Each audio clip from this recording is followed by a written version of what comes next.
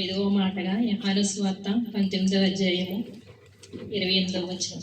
అటు తరువాత సమస్తమును అప్పటికి సమాప్తమైనదని యేసు ఎరిగి లేఖనము నెరవేరినట్లు నేను దప్పికొనుచున్నానెను.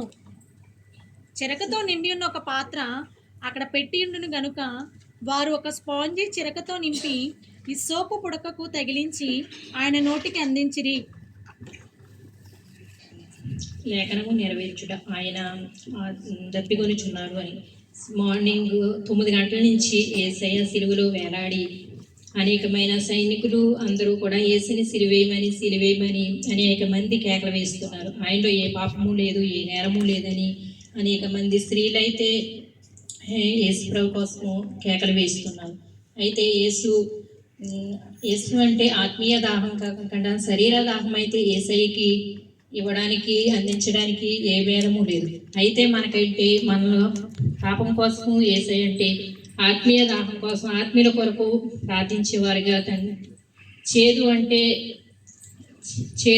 ఆత్మల కొరకు ఆత్మల దాహాన్ని తీర్చడానికి యేసయ్య మన కోసం మన పాపం నిమిత్తం ఆయన్ను సిలువకి వేలాడి మన కోసము మన పాప నిమిత్తము ఆయన సిలువలో వేలాడి ఆయన రక్తాన్ని కాచి మన కోసం ఆయన శరీరాన్ని నలగొట్టబడ్డారు.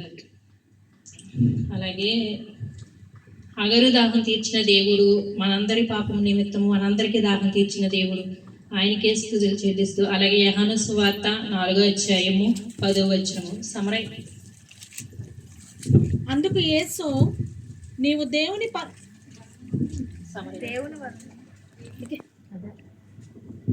అందుకు యేసు ఈ నీళ్లు త్రాగు ప్రతివాడును మరలా దప్పుకొనుడు, నేనిచ్చు నీళ్లు త్రాగువాడు ఎప్పుడునూ దప్పికొనడు. అంటే ఆయన ఇచ్చే నీళ్లు ఎప్పుడూనూ దాహం పడదు. శరీరంగా మనం ఇచ్చే నీళ్ళు అయితే శారీరకంగా దాహంగా వేస్తుంది, కానీ ఆయన ఇచ్చే నీళ్లు జీవజలము ఊటల నుంచి వచ్చును.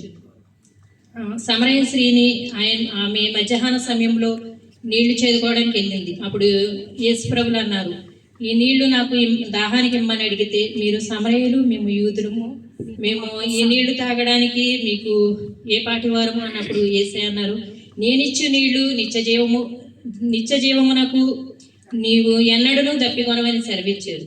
అంటే మనలో ఏ పాపము చేసి పాపం చేసి దేవుడికి అవిధేయులుగా ఉంటున్నాము, మన పాపాన్ని విడిచిపెట్టి దేవుడిని అనుగ్రహించి దేవుని కృపలో మనమందరము పాలివారుగా ఉండడానికి సహాయం చేయడానికి దేవుని కృప కాపుదల ఉంచడానికి. అలాగే కీర్తన గ్రంథము 69వ అధ్యాయము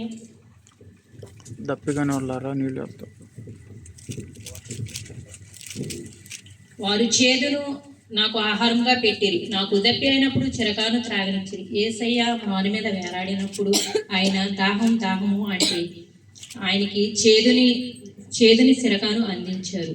యేసయ్య దాహానికి అని కాదు, కానీ శరీర దాహం అయితే ఆయనకి అవసరం లేదు, కానీ ఆత్మీయ దాహం అంటే ఆత్మల కొరకు రక్షణ కలిగి మీరు దేవుని స్థుతించడానికి ఎన్ని ఆత్మలు రక్షించబడ్డారు, నిత్య జీవనకి వారసులగడానికి ఎంతమందిని నడిపించారు నీ మందిరానికి, ఎంతమందిని దేవునితో పాలుపందులు పొందడానికి ఇచ్చిన వాటిని బట్టి దేవునికి స్తోత్రాలు.